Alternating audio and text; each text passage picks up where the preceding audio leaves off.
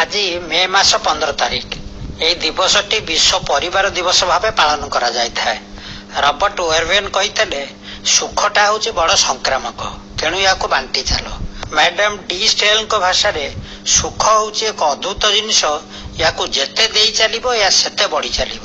କିନ୍ତୁ ଆପଣ ନିଜେ ସୁଖୀ ରହିଥିଲେ ସିନା ସେଥିରେ ଅନ୍ୟମାନଙ୍କୁ ଭାଗିଦାର କରାଇ ପାରିବେ। ଆପଣ ଯଦି ନିଜେ ଅସୁଖୀ ଆପଣ ଅନ୍ୟମାନଙ୍କୁ ବା ସୁଖୀ ରଖିପାରିବେ କିପରି? ହେଲେ ଆପଣ କେମିତି ସୁଖୀ ରହିପାରିବେ? ଧନ ଜନ ଗୋପ ଲକ୍ଷ୍ମୀକୁ ଆମେ ପ୍ରାଚୁର୍ଯ୍ୟ ବା ସମ୍ପଦ ଭାବରେ ବିଚାର କରିଥାଉ। ସ୍ୱାସ୍ଥ୍ୟ ମଧ୍ୟ ଏକ ସମ୍ପଦ। ପୁଣି ସବୁ ସମ୍ପଦ ଭିତରେ ସ୍ୱାସ୍ଥ୍ୟର ସ୍ଥାନ ସବା ଉପରେ, କାରଣ ତା ଦେହକୁ ପ୍ରଭାବିତ କରିଥାଏ, ମନକୁ ପ୍ରଭାବିତ କରିଥାଏ ଆମ ପାରସ୍ପରିକ ସମ୍ପର୍କ ବା ସାମାଜିକ ସମ୍ପର୍କକୁ।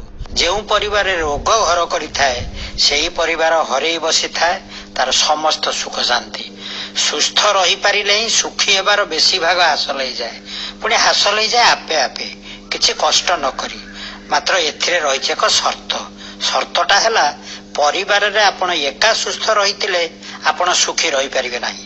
ପରିବାରର ସମସ୍ତେ ପିଲାଠାରୁ ବୁଢା ପର୍ଯ୍ୟନ୍ତ ସୁସ୍ଥ ରହିଥିଲେ ହିଁ ସୁଖ ଆପଣଙ୍କ ପରିବାରରେ ଖୁସିରେ ଆସ୍ଥାନ ଜମେଇ ପାରିବ।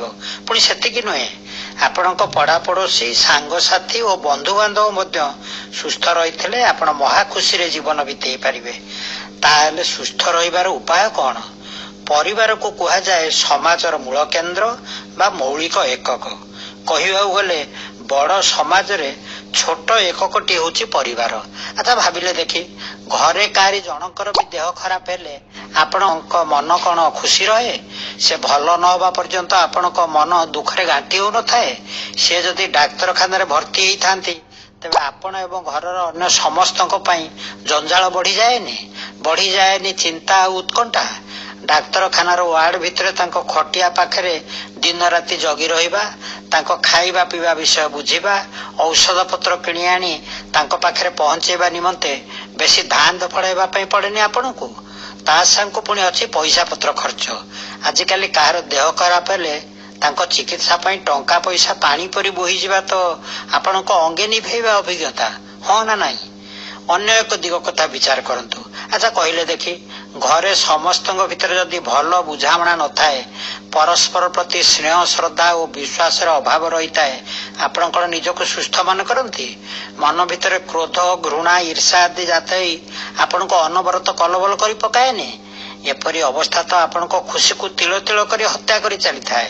ସେଥିପାଇଁ ତ କୁହାଯାଇଛି ବୈକୁଣ୍ଠ ସମାନ ଆହା ଅଟେ ସେଇ ଘର, ପରସ୍ପର ସ୍ନେହ ଯହିଁ ଥାଏ ନିରନ୍ତର।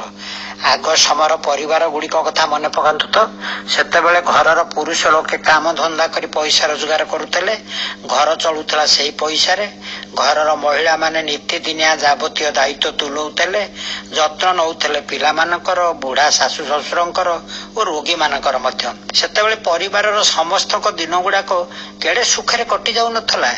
ଏବେ ଯୌଥ ପରିବାର ଭାଙ୍ଗିଗଲା, ପାରିବାରିକ ଢାଞ୍ଚା ବଦଳିଗଲା। ଫଳରେ ପରିବାରରେ ବଢି ବଢି ଚାଲିଛି ସମସ୍ୟା, ବୃଦ୍ଧି ପାଇ ଚାଲିଛି ମାନସିକ ଚାପ। ଏହି କାରଣରୁ ମରି ମରି ଆସିଲାଣି ପରିବାରର ଖୁସି, ଲିଭି ଲିଭି ଆସିଲାଣି ପରିବାରର ହସ। ବାସ୍ତବରେ ସୁସ୍ଥ ରହିବା ଓ ସୁଖୀ ରହିବା ପାଇଁ ପରିବାର ହେଉଛି ପ୍ରଧାନ ଅବଲମ୍ବନ। ସେଥିପାଇଁ ଫ୍ଲୋରେନ୍ସ ନାଇଟିଙ୍ଗେଲ ଯଥାର୍ଥରେ କହିଥିଲେ, ପରିବାର ଗୁଡିକରେ ହିଁ ନିହିତ ଅଛି ସମସ୍ତଙ୍କ ପାଇଁ ଉତ୍ତମ ସ୍ୱାସ୍ଥ୍ୟର ରହସ୍ୟ। ସୁତରାଂ ମନେ ରଖନ୍ତୁ, ଯେଉଁଠି ସ୍ୱାସ୍ଥ୍ୟ ସେଇଠି ସୁଖ।